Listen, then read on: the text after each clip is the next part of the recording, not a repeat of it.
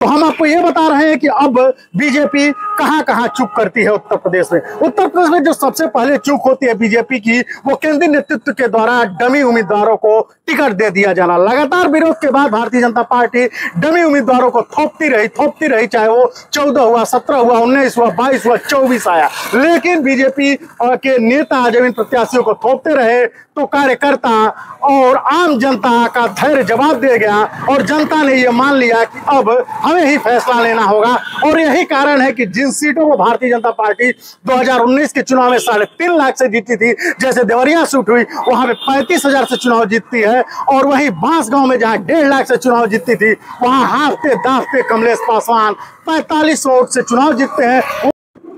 UP BJP में सब कुछ ठीक नहीं चल रहा है। लोकसभा चुनाव के परिणाम उत्तर प्रदेश में बीजेपी के खिलाफ चले गए, उसके बाद से हो हल्ला शुरू हो गया। आपको बता दें कि डिप्टी सीएम केशव मौर्य 15 दिन दिल्ली रह रहे हैं, तो 15 दिन लखनऊ रह रहे हैं, उसके बाद भी सरकार की और मंत्रियों की बैठक में नदारद रह रहे हैं। तो वहीं प्रदेश अध्यक्ष भूपेंद्र चौधरी जो है महीने में 15 दिन दिल्ली का दौरा कर रहे हैं। तो कहीं ना कहीं देखा जाए यूपी बीजेपी में सब कुछ ठीक नहीं चल रहा है। कल देर शाम केशव मौर्य की मुलाकात बीजेपी के राष्ट्रीय अध्यक्ष से हुई, तो वहीं आज प्रधानमंत्री से प्रदेश अध्यक्ष की मुलाकात हो रही है। वहीं मुख्यमंत्री योगी आदित्यनाथ आज शाम राज्यपाल से मिलने का समय मांग लिया है, तो 29 तारीख को यूपी विधानसभा का सत्र चालू हो रहा है। अब कहीं ना कहीं ये कयास लगाए जा रहे हैं कि यूपी बीजेपी में चुनाव के बाद से सब कुछ ठीक नहीं चल रहा है। तो वहीं एक मामले में लेकर एक अन्य डिप्टी सीएम ब्रजेश पाठक जो है मुख्यमंत्री के फैसले को ही पलट देते हैं। तो बीजेपी एमएलसी देवेंद्र प्रताप सिंह बकायदा लेटर जारी करके ये कहते हैं कि यूपी में बीजेपी को अधिकारियों ने डुबो दिया। हालांकि मुख्यमंत्री योगी आदित्यनाथ की जिस बुलडोजर नीति की पूरे प्रदेश में चर्चा हो रही थी, वो बुलडोजर नीति को मुख्यमंत्री योगी आदित्यनाथ ने जो अवैध कॉलोनियों पे लखनऊ में चल रहा था उस पर रोक लगा दिया और ये कहा कि जो भी अधिकारी हैं उन्हें दंडित करके चिन्हित करके कार्रवाई की जाएगी। तो इतना साफ है कि मुख्यमंत्री योगी आदित्यनाथ के इस बयान और इस फैसले के बाद से ये माना जा रहा है कि उत्तर प्रदेश में नौकरशाह अपने मनमानी ढंग से सरकार चला रहे थे और यही कारण था कि बीजेपी को उत्तर प्रदेश में भारी नाराजगी देखने को मिली। चुनाव तो खत्म हो गया, लेकिन जैसे जैसे समीक्षा शुरू हुई वैसे वैसे बीजेपी के नेता कार्यकर्ताओं हारे हुए प्रत्याशियों का उबाल अपने चरम पे आ गया। सलेमपुर की बात करें, बलिया की बात करें, कुशीनगर की बात करें, चाहे बस्ती की बात करें, चाहे जौनपुर की सबसे हाई प्रोफाइल सीट की बात करें, इन सीटों पे लड़ने वाले उम्मीदवार जब चुनाव हार गए उसके बाद से इनका अंतरकलह और इनका विरोध चरम पे आ गया। इनका साफ कहना था कि कार्यकर्ताओं की अनदेखी हुई है, कार्यकर्ताओं का अधिकारी सुनते नहीं है, अधिकारी कार्यकर्ताओं की बातों को नजरअंदाज करते हैं, कार्यकर्ताओं की सरकार के तरफ प्रति उपेक्षा है, सरकार उनको उपचित करती है। यही कारण रहा कि कार्यकर्ता योग से नहीं लगे और बीजेपी को उत्तर प्रदेश में नौकरशाहों ने डुबो दिया। तो हम आपको ये बता रहे हैं कि अब बीजेपी कहां कहां चूक करती है उत्तर प्रदेश में। उत्तर प्रदेश में जो सबसे पहले चूक होती है बीजेपी की, वो केंद्रीय नेतृत्व के द्वारा डमी उम्मीदवारों को टिकट दे दिया जाना। लगातार विरोध के बाद भारतीय जनता पार्टी डमी उम्मीदवारों को थोपती रही, चाहे वो 14 हुआ, 17 हुआ, 19 हुआ, 22 हुआ, 24 आया। लेकिन बीजेपी के नेता जब इन प्रत्याशियों को थोपते रहे तो कार्यकर्ता और आम जनता का धैर्य जवाब दे गया और जनता ने यह मान लिया कि अब हमें ही फैसला लेना होगा।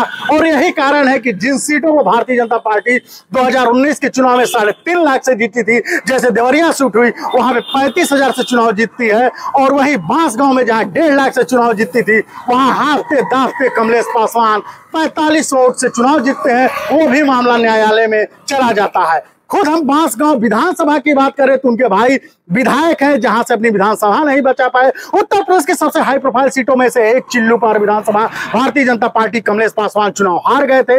बरहज में कमलेश पासवान का पुरजोर विरोध हुआ, जैसे वो निकलते थे तैसे वहां के लोग नारेबाजी शुरू करते थे। बरहज विधानसभा में किसी तरह से कमलेश पासवान को फिर हार झेलनी पड़ी। आते आते बरहज के बाद रुद्रपुर और चौरी चौरा में भारतीय जनता पार्टी साख बचाने में तो कामयाब हो गई, लेकिन वोटों का प्रतिशत संतोषजनक नहीं रहा। हम जौनपुर की बात करें तो जौनपुर में हारे हुए प्रत्याशी कृपाशंकर सिंह ने स्पष्ट कर दिया कि कार्यकर्ताओं की उपेक्षा और कार्यकर्ताओं की घोर नजरअंदाज भारतीय जनता पार्टी को महंगा पड़ गया। तो कहीं ना कहीं देखा जाए भारतीय जनता पार्टी प्रदेश से लेके केंद्रीय नेतृत्व तक जिस तरह से उठापटक चल रहा है, लगातार केशव मौर्य 15 दिन दिल्ली में डेरा डाल रहे हैं, तो लगातार प्रदेश अध्यक्ष दिल्ली का दौरा कर रहे हैं, मुख्यमंत्री योगी आदित्यनाथ लगातार नीचे से लेकर अधिकारियों को ऊपर तक टाइट कर रहे हैं। तो ये माना जा रहा है कि अफसरशाही भारतीय जनता पार्टी को उत्तर प्रदेश में डुबो चुकी है और यही अफसरशाही का हाल रहा।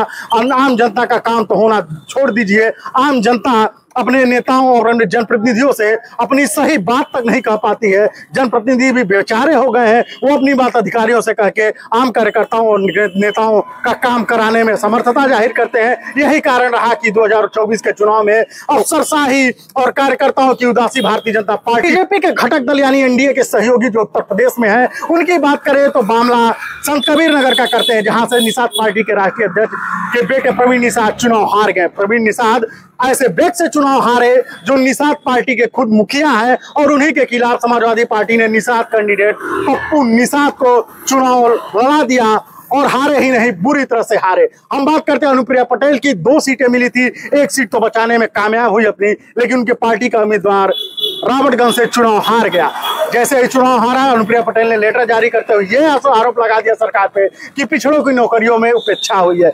और वहीं उसके समर्थन में डॉक्टर संजय निषाद ने यह भी कह दिया कि लगातार सरकार में पिछड़ों की उपेक्षा हो रही है। वहीं डिप्टी सीएम केशव मौर्य से मिलने के बाद संजय निषाद ने मीडिया से बताया कि कार्यकर्ताओं और अधिकारियों के लापरवाही की वजह से हम हारे। अब कार्यकर्ता तो निराश थे, लेकिन अफसरशाही किस तरह से सरकार में हावी है, यही कारण है कि आम जनता का कार्य नहीं हो रहा है। और उनके सहयोगी दल जो सरकार में मंत्री हैं, अगर वो ये कह रहे हैं कि अफसर सुनते नहीं है, सपा बसपा कांग्रेस के अफसर हैं, ये कार्य नहीं करते हैं, तो कहीं न कहीं योगी आदित्यनाथ और उत्तर प्रदेश के मुखिया सीएम योगी आदित्यनाथ के लिए ये सब कुछ अच्छा नहीं चल रहा है। और ये माना जा रहा है कि जो फील्डिंग, जो अंतर दिल्ली में चर्चाएं हो रही थी, उत्तर प्रदेश में सब कुछ ठीक नहीं चल रहा है, वो कला पार्टी के ऊपरी स्तर पर आ चुकी है। और यही कारण है कि डिप्टी सीएम केशव मौर्य से लेके एक अन्य डिप्टी सीएम ब्रजेश पाठक, देवेंद्र प्रताप सिंह और प्रदेश अध्यक्ष, तमाम ऐसे लोग हैं जो दबी जुबान पार्टी के नीतियों के समर्थन तो कर रहे हैं, लेकिन सरकार की नीतियों पे लगातार सवाल उठा रहे हैं।